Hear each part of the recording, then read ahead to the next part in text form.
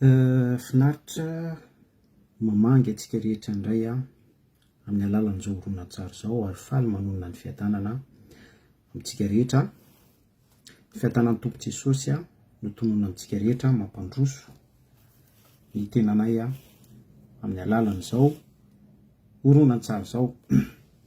Resaka aloha hevitra anankiray sika anio dia mikasika ny hoe ataon'ny olona salon de beauté ny trano fivavahana ny toeram-piangonana amin'izao vanim-potoana iainantsika izao. Fa mialoha ny hidirantsika amin'ny famakafakana fohifohy tsotsotra dia vavaka vetivety metraka ny fotoana eo ampelantanan'Andriamanitra tsy toa. Misaotra anao zahay raha masina tsy toa ary midera sy manome voninahitra ny anaranao tsara indrindra. Teraina ny anaranao ny amin'ny zavatra rehetra efa hainao sy ataonao foana eo amin'ny fiainanay ny tombonandro ny zavatra rehetra tahaka izany. Tononona feno eo ambany fitantananao sy fiainao Jesosy ny fotoana rehetra ny teny izay hozaraina. Ny osotrao Tompo manamasina sy misanktifie ny atiny sy ivelany ny momba ny fizaranay. Ary ianao no manokatra ny fonay tsirairay avy ahafahanay mandray hafatra tsara sy miendrika sahaza ho anay, ahafahan'ny teny fikasanao tanteraka aminay. Alleluia, amin'ny anaran'i Jesosy Kristy. Amen. Iny ary tompoko, ataon'ny olona salon de beauté ny trano fiangonana amin'izao vanim-potoana iainantsika izao. Izany zavatra misy mikoriana be mihitsy ary mampalahelo dia tena mampalahelo satria tellement tena hoe sanatria izany tsy asiany olona asiny sy lanjany ny toeram-piangonana ny toeram-pivoriana. Andriamanitra riavana dia tena sarotiny mihitsy amin'ny trano fivoriana. Miresaka amintsika mpino zany eto, miresaka amintsika mpiditra fiangonana eto.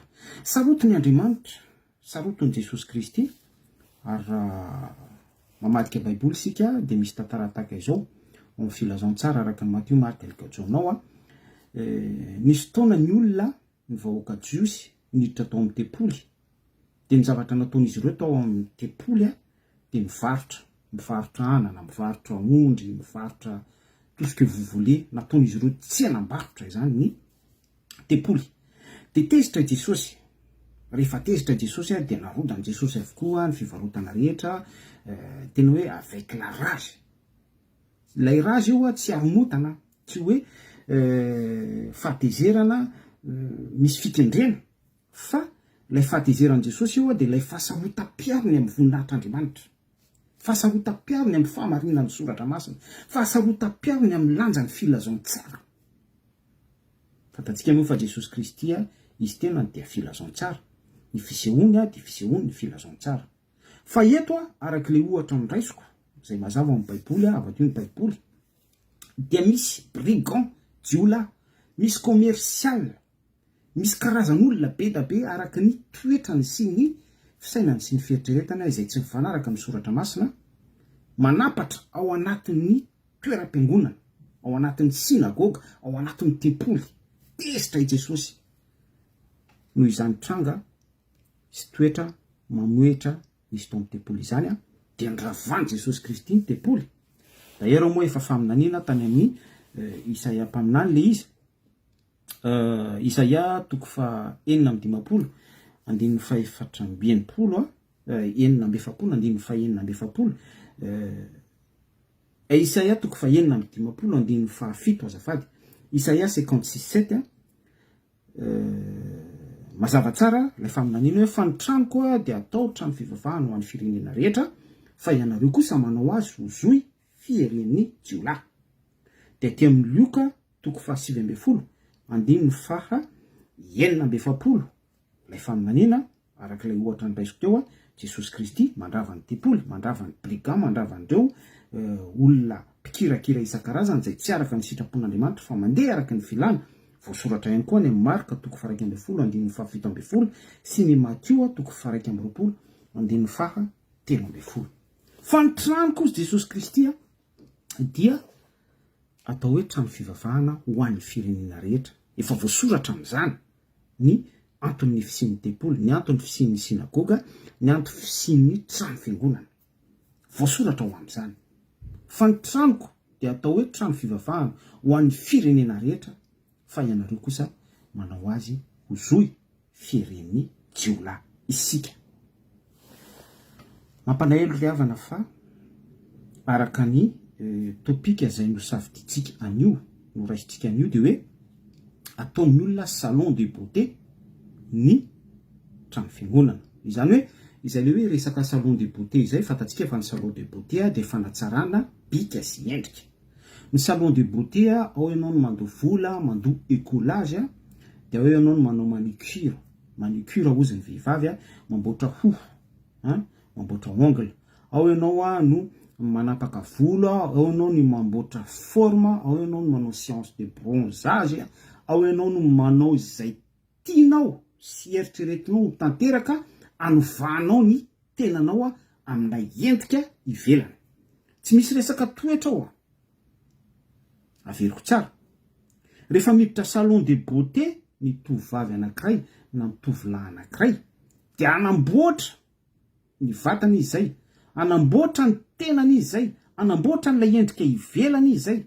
Soit izy anapaka volo, soit izy anao maquillage, mascara, soit izy ametaka lentille, soit izy anao fond de teinte, anafina panda, anala mony, anala volo, monsieur rasé, anao mandimandina, amboatra ny endrika ivelany zany. Tout ce qui sont charnel. Zay le izy zay, salon de beauté.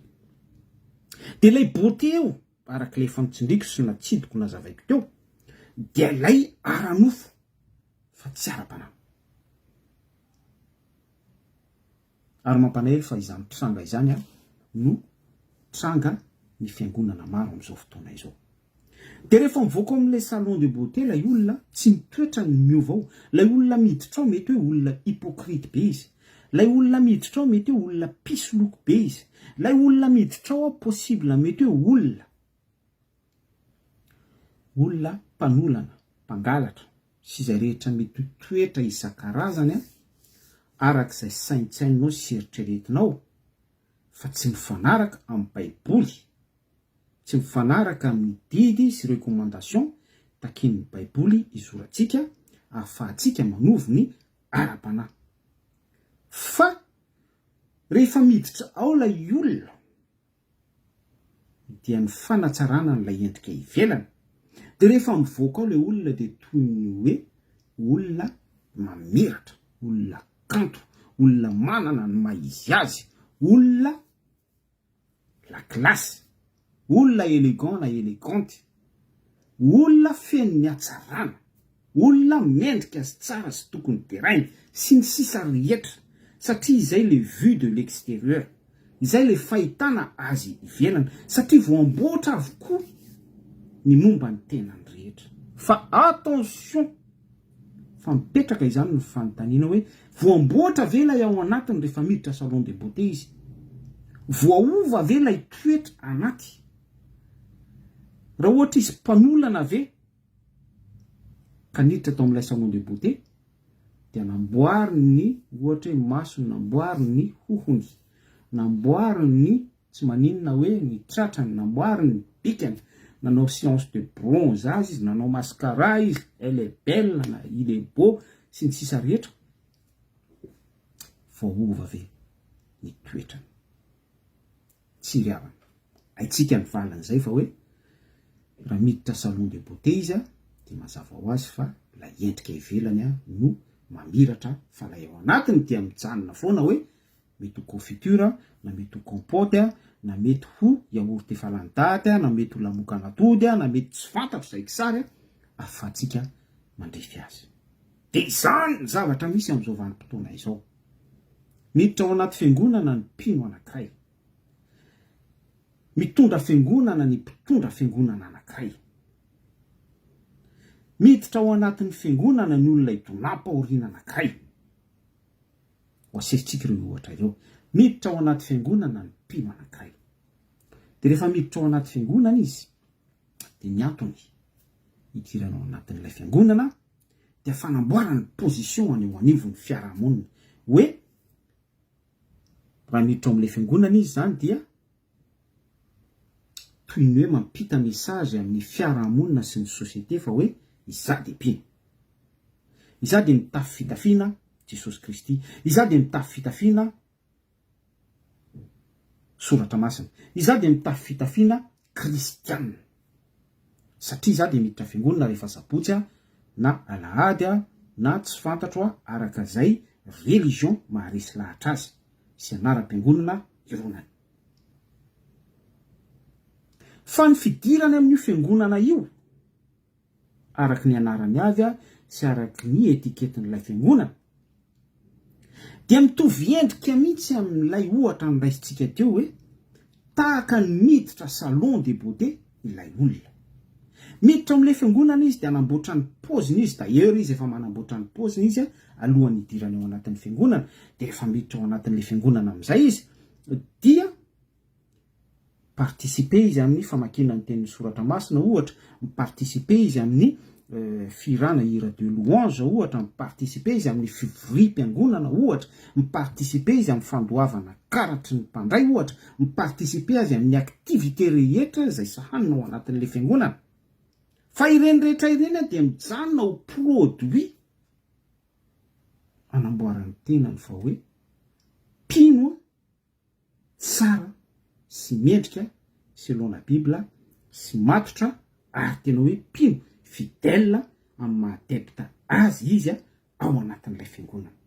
Fa izay tranga izay dia mitovy tsy misy valaka amin'ilay olona anankiray hoe hypocrite, mpanolana, mpangalatra sy ny sisa rehetra miditra salon de beauté. Dia rehefa mivoaka vao amin'ilay toeram-piangonana amin'izay ilay mpino dia medinedina izy na hoe hafa mihitsy ny émotion sy ny sentiment fa hoe navita ny adidina izy tao amin'ilay fiangonana dia mivoaka avao izy makeo amin'ny fiarahamonina fiainany andavanandro dia toy ny hoe nahazo trophée, nahazo fandresena be sy miezinezina toy ny hoe efa zanak'Andriamanitra, toy ny hoe mba tsy ilazako sanatriany izany hoe ambodiny tafody zanak'ondry, toy ny hoe sy ny sisa be da be afaka ampianao izay ohatra mety sy raisina mifanitsy amin'izany. Mivoaka vao amin'ilay toeram-piangonana izy dia toy ny hoe sy ny sisa be da be hoy iaho fa ny any anatiny tsy nanao remise amin'ny question akory izy, tsy nisy fanontaniana nipetraka akory tany anatiny tany hoe inona moa ny antony hidirako fiangonana, tsy nisy fisainana sy fieritreretana akory tany anatin'ny tany hoe inona moa ny zava-dehibe tokony hifantohana sy tokony ho raisiko sy ny tokony ho toetrako rehefa miditra fiangonana anankiray sy ny sisa mifanaraka sy mifanitsy amin'izay etika hoe mpino miditra ao am-piangonana izay. Isaia toko voalohany 13 verset basika efaitsika rehetra izy ity: halako ny fivoriana masina aro arom-paratsiana hoy Jehova, fofona fahavetavetana amiko izany. Vakitsika mihitsy nge ilay verset.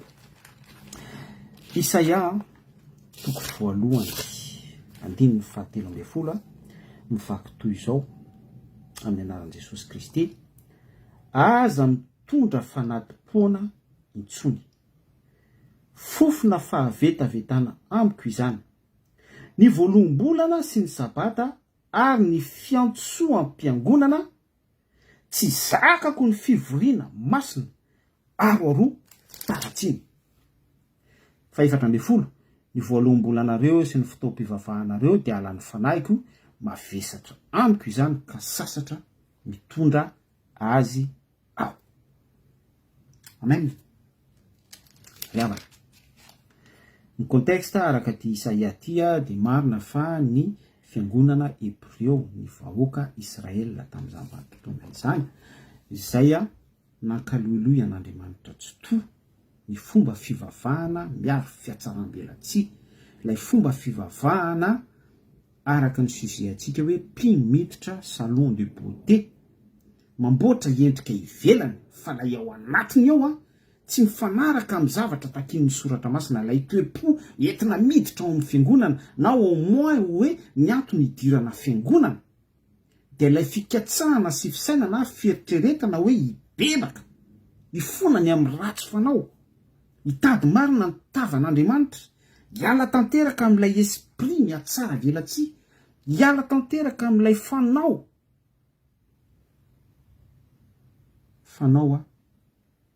izay mbola fehezany tontolon'ny ego, tontolon'ny filana, tontolon'ny faratsiana rehetra izay apetraky ny devoly ao am-pontsika, tsy misy fisainana sy fieritreretana, te hiala amin'izany rehetrarehetra izany.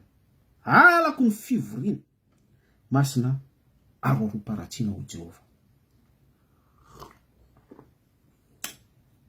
Manao rapelina amintsika ny soratra masina ny fiangonana tompoko tsy salon de beauté, ny fiangonana tompoko tsy fanamboarana endrika ivelany fanatsarantsika ny position antsika eo anivon'ny fiarahamonina, na rehefa misy zavatra tiatsika ho azo dia manatsaratsara ny mombantsika isika miditra salon de beauté satria andray remizina diplôma na hoe amonjy fivorim-pianakaviana na somary miditra ao anatin'ny sehatry ny antsoina hoe challenge satria mba teo manjamanja mihoatra amin'ny anina sy anina tsy misy valable eo anatrehan'Andriamanitra tsy toy izany, tsy mikoatra zany eo anatrehan'Andriamanitra tsy toy.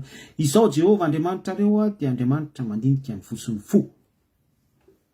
Alam-bazy mila tonga saintsika, mila mifony fisainantsika sy ny fieritreretantsika ka tsy hanao ny fiangonana ho salon de beauté isika, na isika izay brigand, isika izay mpivarotra sy mpisera sy mpanao marketing sy ny sisa rehetra miditra ao am-piangonana ny ataontsika fa ny antony andraisantsika soratra masina, ny andraisantsika baiboly, ny anaovantsika participation amina resaka louange sy anaovantsika participation amina sapana isan-karazany sy mihoatra an'izany dia anaromantsika ny toetra ratsintsika, anaovantsika manteau, zany hoe anaovantsika reversible, ataontsika akanjo zany ny filazantsara, ataontsika akanjo ny anaranao Jesosy Kristy, ataontsika hoe akanjo ny teny soratra masina, ataontsika akanjo ny toko sy andininy ao amin'ny baiboly, fa ny ataontsika ihany ny ataontsika. Zay le resaka hoe fiangonana salon de beauté.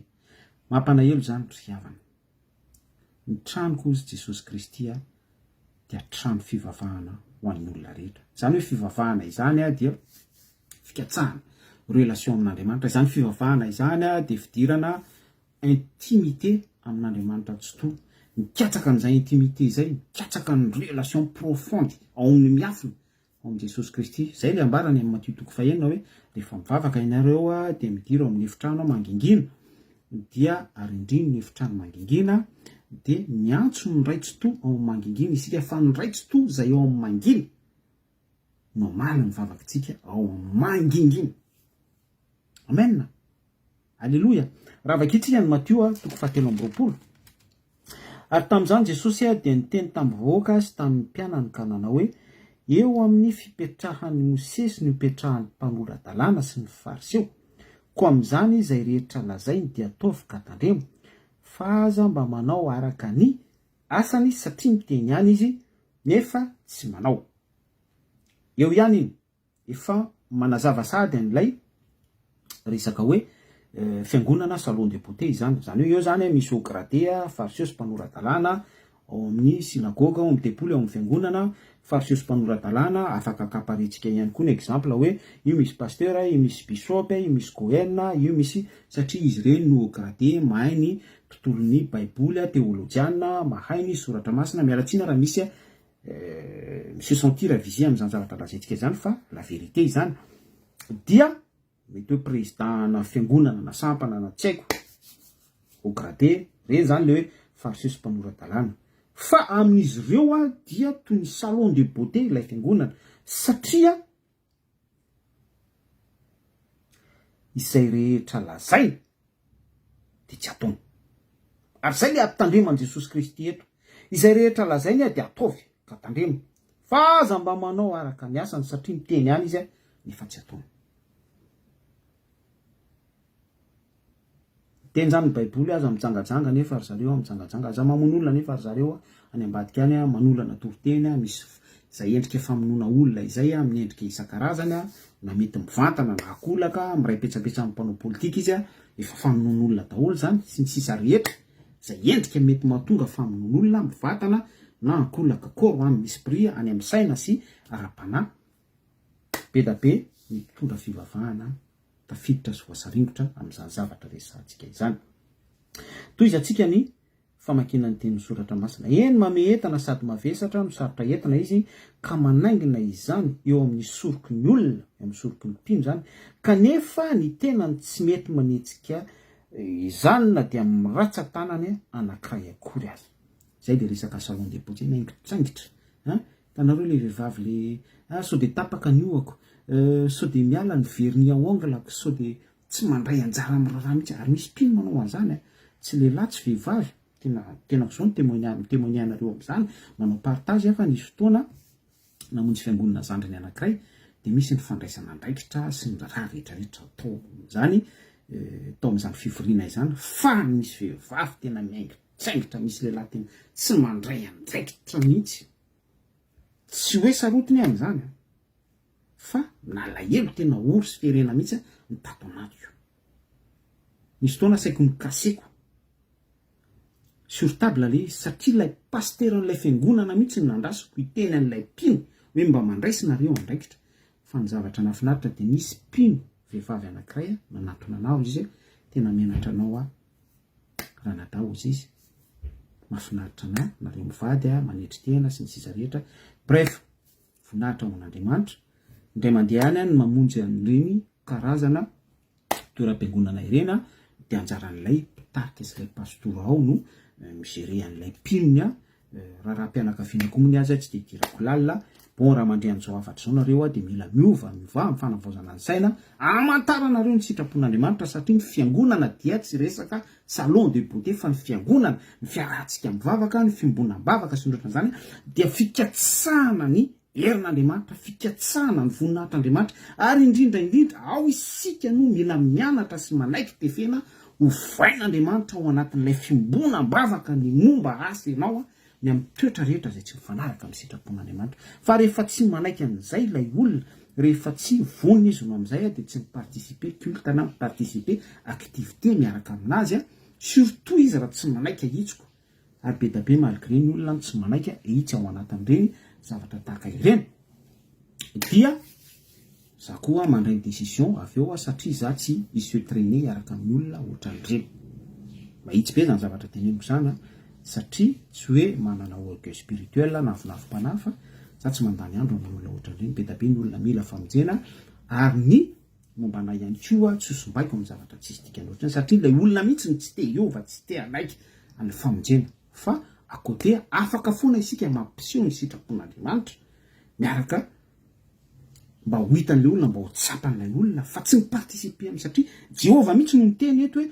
alako ny fivoriana masina aroaroparatsina donc za zany tsy miparticiper amina fivoriana masina aroaroparatsina mahitsy be iny vorahintsika ngam'izay zay caractère zay koa tsara nanantsika kristianina zay satria personnel ny famonjena surtout raha mikasika ny ara-panahintsika le izy raha manimbotra ny ara-panahintsika raha mitady animbanao le izy de aza miditra amin'izay créneau zay fa mipetra foana ianao amin'ny toeran'ny olona hoe mangetaeta sy te ho avitra sy te ho tafiditra tanteraka sy lalina amin'ny fifandraisanao amin'Andriamanitra ary indrindra mitahiry an'izay satria midevoly tsy kely lalana mikendry foana izy en tous les sens sy en moyen rehetra izy ahafahany manimba an'izay zavatra précieux efa azonao tao amin'i Jesosy zay. Amen. Mila mahery sika amin'izay caractère zay mila misokatra tsara ny masontsika mangataka amin'i Jesosy Kristy manampy Jesosy Kristy mampahita tsika amin'izay somary fetsifetsena intelligence ao anatin'ny tontolony ara-panahy izay mba tsy afahantsika ho simbasimba ny devoly amin'ny zavatra tsisy dikany ny any anatintsika rehetra any. De teo anandray ny ohatra hoe mpintsotra de izao ndraytsika hiditra amin'ny hoe mpitondra fiangonana be da be mihitsy ny mpitondra fiangonana manao ny fiangonana ho salon de beauté. ohatrany ahoana zay resaka salon de beauté mpitondra fiangonana au lieu de hoe mampebaka pino, au lieu de hoe mametraka izay tena zavatra takian'Andriamanitra sy ny sitrapon'Andriamanitra, voatsela vo eo tsika namaky an'ilay Matthieu 7:20 hoe ny fipetrahan'ny fariseo sy mpanorandalàna dia amin'ny toerany Mosesy. Ary raha mamaky ny tantara rehetra tsika any amin'ny testamenta taloha any dia Mosesy dia nanahoana ny relation ny Mosesy tamin'Andriamanitra, ary manahoana ny fampitany Mosesy an'izay zavatra voarainy tao amin'Andriamanitra tsy toy izay. Enjana be ny pression any mpitondra fivavahana. Voalohany a zava-dehibe tokony sy marina ary tsy maintsy voaraintsika mpitondra fivavahana dia ilay hoe relation amin'Andriamanitra. Rehefa mipetraka izay relation zay misy ny communication miakatra sy midina, dia mampita izay zavatra voaray amin'Andriamanitra isika rehetra eo amin'ny fitoeran'ny Mosesy. En même temps isika acteur ihany koa, satria isika no fantrana, isika no tuyau fikorianan'izay message ampitain'Andriamanitra izay. Fa tsy sanatria manao ohatran'ny fariseo hoe sao de miala ny vernis à ongles sao de tapaka ny hohako na ohatran'izany. Fa tena mila misy mihitsy zay hoe toe-po mandray andraikitra izay amin'ny mampitondra fiangonana antsika. Ary surtout la esprit hoe manao ny fiangonana ho salon de beauté ohatrany ahoana moa zay. Endrika ivelana, zay la base nentsika nitondrantsika fanazavana somary nivelapelatra kely teo tany amin'ny fampidirana. Dia tsy lay endrika ivelana zany fa lay fond tena tian'Andriamanitra apetraka. Tsy mamboatra ny ivelan'ny pino isika, tsy mamboatra ny resaka aranofo isika. Be da be ry havana ny mpitondra fivavahana tafiditra ao anatin'izany satria par rapport amin'ny contrainte be da be isan-karazany zay pression lazaiko teo, satria tsy maintsy aloha ny resaka fakturan'ny fiangonana, tsy maintsy aloha ny vidina électricité, tsy maintsy aloha ny hofatrano, tsy maintsy aloha ny zavatra rehetra, dia lasa delese ny tontolo ara-panahy. Dia farany lasa resaka salon de beauté ilay fiangonana satria resaka effets spéciaux no voiozina amin'ilay fiangonana, resaka organisation système manipetsaka voizina ao anatin'ilay fiangonana, opération lasoupe, opération gâteau, gala évangélique, za tsy miteny hoe ratsy zany rehetrarehetra zany. Inona koa karazana fidiram-bola rehetrarehetra, ny karazana fietsiketsehana rehetra, afahana mianime pino, afahana mampamirapiratra pino, afahana mampifaly pino, zany le resaka beauté zany, afahana mandrotsirotsy pino. Alléluia. Mila tonga saina ny mpitondra fivavahana amin'izao vanim-potoana iainantsika izao. Be da be ry havana ny mpitondra fivavahana tsy mankasitraka an'izany zavatra zaraintsika izany. Be da be ny pino tsy te heno an'izany zavatra zaraintsika izany. Be da be ny fidèle adepte na fiangonana ao anaty religion tsy te heno, mangididy sofina izy mitady fampianarana ho an'ny tena, ny zavatra tadiaviny dia resaka prospérité, resaka fitahina, resaka zavatra ohatran'izany. Reny ny beauté takin'ny nofony, reny ny beauté takin'ny vatany, mietsiketsika mamirapiratra, effets spéciaux, cinéma, resaka théâtre, zavatra ohatran'izany le resaka salon de beauté resahantsika. Fa attention, fa tsy zany no andrasan'Andriamanitra amintsika. Jona mpanao batisa rehefa nivoaka tany anefitra izy dia izao ny toro-teny nataony voalohany indrindra: mibebay anareo fa efa akaiky ny fanjakan'ny lanitra. Fa faminaniana tany amin'ny Isaia mpaminany ihany koa izy io, finaritra fampitohy filazantsara, misy foana ny fahamarina, ny faminaniana sy ny fahatanterahan'ny faminaniana, fa tsy tahaka le hoe za président 2013 isy bomba enjera ao Paris, nana daholo nareo izay a Paris, mitsoka mifindra monina any Toulouse, makany amin'ny province na miverina ty Madagasikara, amin'ity taona ity dia vehivavy nitondra ny la Frantsa, misy mpaminany brésiliana tonga ao Madagasikara miaraka amina pilote sy ny sisa, dia miaraka amin'ny manipulation de masse sy ny sisa rehetra. Tsy zany, tsisy lan'Andriamanitra tsy toa zany, asany devoly zany, asany démon zany. Fa ny zavatra tena takian'Andriamanitra amintsika dia ny fampibebà. Mibebay anareo fa efa akaiky ny fanjakan'ny lanitra. njany misy feon'ny miantso mafy any anefitra amboarany lalan'i Jehova ataovy mahitsy ny lalakaleany. Zany hoe misy fanamboarana tokony ataontsika ao am-pontsika ao, ary nisy andraikitra raisiny mpitondra fivavahana amin'izay fanamboarana ny lalan'i Jehova hiasa ao am-pon'ny mpino anankiray zay. Zava-dehibe izay. Vonina amin'izany le mpitondra fivavahana. Be da be ny mpitondra fivavahana tsy m'intéresser amin'izany zavatra fampipetahana zany tsony fa mirona betsaka any amin'ny tontolon'ny clientélisme, mirona any amin'ny resaka méga church, miady pino, miady ondry, miady recette, miady ny fampitory. Avereny pasteur zao sy zao de pasteur zao ihany ny anay d'ailleurs efa hitantsika tsy tombonoketo ny anara-piangonana mipiry miady satria samy teo lohany rehefa maty ilay tena lehibeany satria misy héritage matevina be de samy teo lohany daholo. Bref, resaka salon de beauté zany ny zavatra misy riavana. Mila mibebaka sika toko, mila mibebaka sika, mila mibebaka indray sika miverina amin'Andriamanitra tsy toa fa ny fiangonana dia tsy salon de beauté, fanamboarantsika endrika ivelany. Farany mialohan'ny amaranantsika azy vakitsika ny 1 Korintiana voalohany toko faha 12 andininy faha 17 i Paoly no miteny eto ny amin'ny fanasan'ny tompo. Ary raha manao izao didy izao dia tsy mideranareo tsy akory satria tsy miangona hiatsara ianareo fa hiaratsy.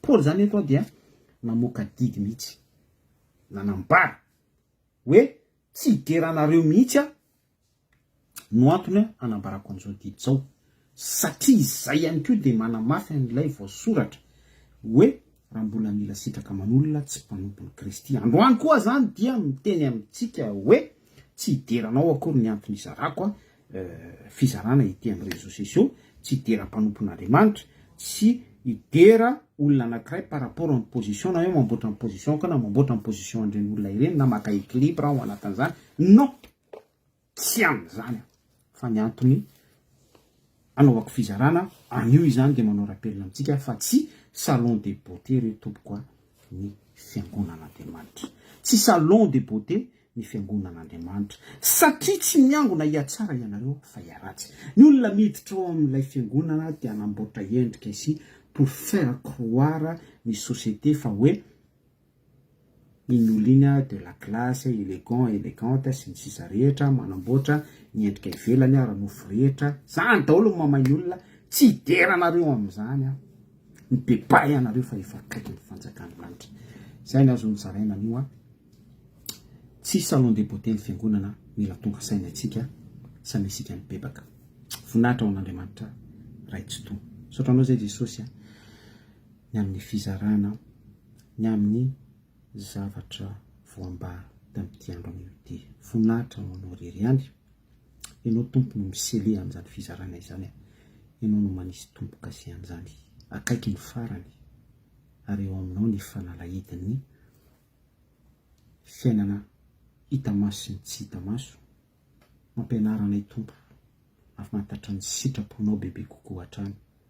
Mihoery izay afanay bebaka indrindra Jesosy Kristy atao fitsapana indray anio fa tsy salon de beauté fanamboarana endrika ivelany ny antony nanorenana ny tepoly, ny antony fisian'ireny toeram-piangonana ireny dia mila conscient amin'izany izay mpino sy mpitarika rehetra fa zava-dehibe tokoa ny tokony ho fikatsahana fifandraisana aminao amin'ny alalan'ireny fiangonana ireny.